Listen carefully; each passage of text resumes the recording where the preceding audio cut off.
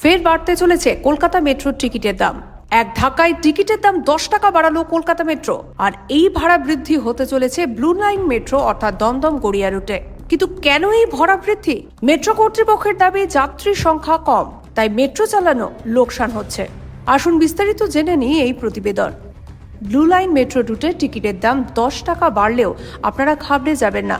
এই টিকিটের দাম বাড়ছে শুধুমাত্র শেষ রাতের মেট্রো অর্থাৎ রাত্রি 10:40 মেট্রোতে। মেট্রো তরফে জানানো হয়েছে রাত 10:40 এক জোড়া মেট্রো চলে কবি সুভাষ থেকে দমদম পর্যন্ত এবং তার উল্টো রুটে। তবে যাত্রীর সংখ্যা কম থাকে, যার ফলে এই সময় মেট্রো পরিষেবা দিতে লোকসান হচ্ছে মেট্রো রেলের। অপরদিকে যারা বেশি রাতে কাজ থেকে বাড়ি ফেরেন তাদের কাছে এই বেশি রাতের মেট্রো একটা বিশেষ লাইফলাইন।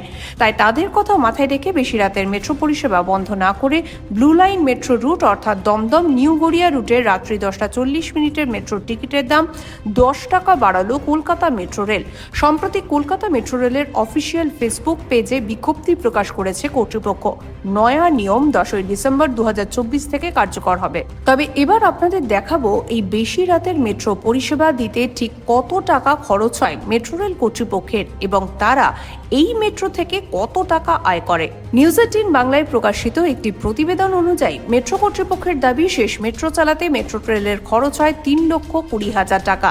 টিকিট বিক্রি করে আয় হয় 6,000 টাকা, অর্থাৎ লোকসানের অঙ্ক 3,14,000 টাকা। আর এই লোকসান পূরণ করতে শেষ মেট্রোতে টিকিটের দামের উপর অতিরিক্ত 10 টাকা বসাতে চায় কলকাতা মেট্রো।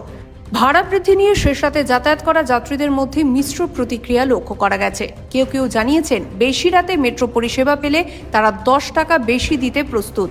আবার অনেকে এমনও জানিয়েছেন এর ফলে অনেকটাই চাপ পড়বে মধ্যবিত্তের পকেটে। তবে আপাতত দমদম থেকে কবি সুভাষ বা তার বিপরীত রুটের যাত্রীদের ওই মেট্রোর জন্য 10 টাকা অতিরিক্ত দিতে হবে। কোনো স্টেশন পর্যন্ত যাওয়ার ভাড়া যাই হোক না কেন তার সঙ্গে দিতে হবে অতিরিক্ত 10 টাকা। তবে অন্য কোনো মেট্রোর ভাড়া বাড়ছে না। রাতের 10:40 মেট্রো বাদ দিয়ে যে রুটের যেমন ভাড়া ছিল তা অপরিবর্তিত থাকবে। সেক্ষেত্রে যাত্রীদের চিন্তার কোনো কারণ নেই। আপনাদের সামনে এই বিষয়ে সম্পূর্ণ তথ্য সহ একটি প্রতিবেদন তুলে ধরলাম। আপনাদের মতামত কমেন্ট করে জানাতে ভুলবেন না। আপনার কোনো পরিচিত যদি বেশি রাতে মেট্রো জার্নি করে থাকে তবে তাকে এই প্রতিবেদনটি শেয়ার করতে ভুলবেন না। দেখতে থাকুন বিজনেস প্রাইম নিউজ। জীবন হোক অর্থবহ।